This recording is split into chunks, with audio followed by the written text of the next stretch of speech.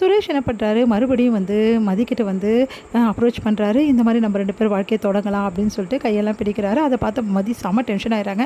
என்ன நினச்சிட்டிங்க உங்கள் மனசில்? நான் அன்னைக்கே சொன்னதை இப்போவும் சொல்கிறேன், தேவையில்லாமல் என்கிட்ட இந்த மாதிரிலாம் பண்ணிங்க நல்லா இருக்காது சொல்லிட்டேன். என்ன நீ பண்ணுற?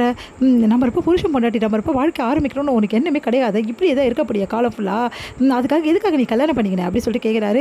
இங்கே பாருங்கள், அதுக்காக நம்ம 2 பேரும் மனசு ஊற்றாமல் இந்த மாதிரிலாம் பண்ண முடியாது. உங்கள் மனசு என் மனசு ஒன்று சேர்ந்தாதான் எல்லாமே நடக்கும். உங்களை பற்றி இன்னும் நான் புரிஞ்சிக்கல. நீங்கள் எப்படிப்பட்ட கேரக்டரும் எனக்கு தெரியல. அதே மாதிரி என்ன பார்த்தாலும் உங்களுக்கு பிடிக்கல.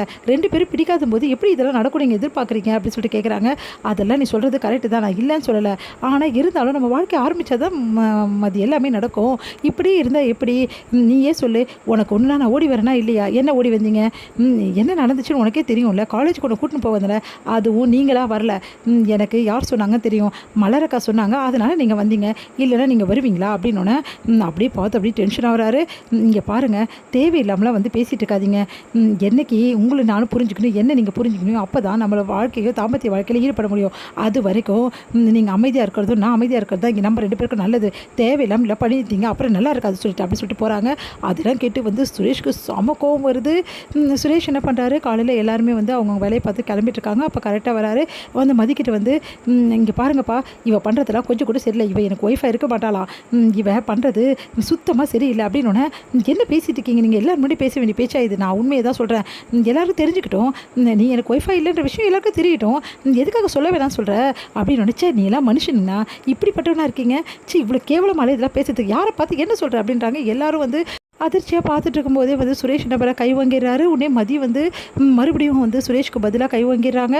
எல்லாரும் பார்த்து பயங்கரமாக அதிர்ச்சி அடைகிறாங்க. என்னம்மா நீ இப்படி பண்ணுற? புருஷன்காரை வந்து நடந்துக்கினா இந்த மாதிரி திருப்பி நீ பண்ணுவியா? என்ன வந்து புண்ணா நீ உன்னை இப்படிலாம் வளர்த்தாங்க அப்படின்னு சொல்லிட்டு சுரேஷ் அவங்க அம்மா செம்ம டென்ஷன் ஆயிடுறாங்க. இங்கே முன்னாடியே என் பிள்ளையே வந்து கை வாங்கி இந்த மாதிரி பண்ணியிருக்க, உன்னை நான் சும்மா விட மாட்டேன், இப்போவே வந்து உன் அப்பா அம்மா வர வைக்கிறேன் அப்படின்னு சொல்லிட்டு முதல்ல அவங்க அப்பா ஃபோன் பண்ணி வர வைங்க அப்படின்றாங்க. எங்கே வந்து நம்ம மதியோட அப்பா அம்மா வராங்க. அவங்கக்கிட்ட நடந்த விஷயத்தையெல்லாம் சொல்லி, இங்கே பாருங்கள் உங்கள் பொண்ணு பண்ணுறது கொஞ்சம் கூட சரியில்லைங்க, இந்த மாதிரி வேலையெல்லாம் பண்ணிகிட்ருக்கா அப்படின்னோடனே உடனே பார்க்குறாங்க. இந்த மாதிரி வந்து புருஷன்காரனை பொண்டாட்டி எங்கே வந்து கை வாங்குவாளா? உங்கள் பொண்ணு பாருங்கள் எப்படி வளர்த்து வச்சுருக்கீங்கன்னு. இங்கே பாருங்கள், என் பொண்ணு பண்ணது தப்புன்னா அப்போ மாப்பிள்ளை பண்ணது தப்பு தானே அப்படின்னு சொல்லிட்டு அவங்க அப்பா கேட்குறாரு. அது கேட்டு எல்லாம் அதிர்ச்சி அடைகிறாங்க.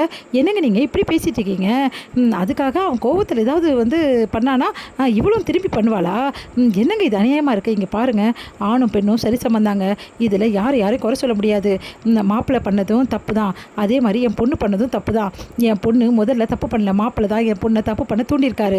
அவர் தான் வந்து முதல்ல கை வாங்கியிருக்காரு, அதுக்கப்புறம் தான் என் பொண்ணு பதிலடி கொடுத்துருக்கா. இதில் என்ன தப்பு இருக்குது அப்படின்னு சொல்லிட்டு கேட்குறாங்க. அதை கேட்டு பின்ன இவர் இப்படி இருந்ததால் தான் இவன் பொண்ணும் இப்படி இருக்குது, இதில் தப்பே கிடையாதுங்க. பார்த்தீங்கல்ல, இந்த குடும்பம்லாம் நம்மளுக்கு சரிப்பட்டு வராது, இதை ஒரே நடியாக அறுத்து விடுறது தான் நம்மளுக்கு கரெக்டு அப்படின்றாங்க.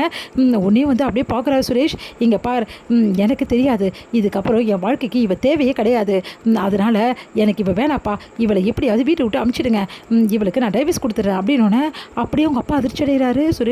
சுரேஷோட அப்பாவும் மதியோட அப்பா எல்லாருமே அதிர்ச்சி அடைகிறாங்க. உன்னை நீங்கள் என்ன டைவர்ஸ் எனக்கு கொடுக்கறது? உங்களை மாதிரி ஆளுங்க கூட வாழணுன்ற அவசியம் எனக்கு கிடையாது. உங்களை பார்த்தாவே எப்படிப்பட்ட கேவலமான ஆளுன்னு நல்லா தெரியும். என்ன கேவலம்னு சொல்கிறேன் அப்படின்னு சொல்லிட்டு சொன்னோன்னே, மதி நீ அமைதியாக இருமா, நான் பேசிக்கிறேன். சரிங்க, நாங்கள் டைவர்ஸ் தானே கொடுக்கணும், நாங்கள் கொடுத்துட்றோம். ஆனால் அதுக்கு முன்னாடி உங்கள் எல்லாருக்கிட்டையும் நான் சொல்கிறேன், என் பொண்ணை கை வாங்குனீங்கல்ல, அதுக்கு நீங்கள் பதில் சொல்லி தான் ஆகணும் அப்படின்னோடனே, என் பையனை கூட கை வாங்குறாங்க, பார்க்கலாம், கேஸ் கொடுத்து பார்க்கலாங்க, யார் மேலே கை வாங்கினா கேஸ்ன்னு சொல்லிட்டு ஏன் மாப்பிள்ளைக்கே தெரியுமே அப்படின்னோடனே அப்படியே அதிர்ச்சி அடைகிறாரு சுரேஷ். என்ன இவர் இப்படி பேசுகிறாரு அப்படின்னு சொல்லிட்டு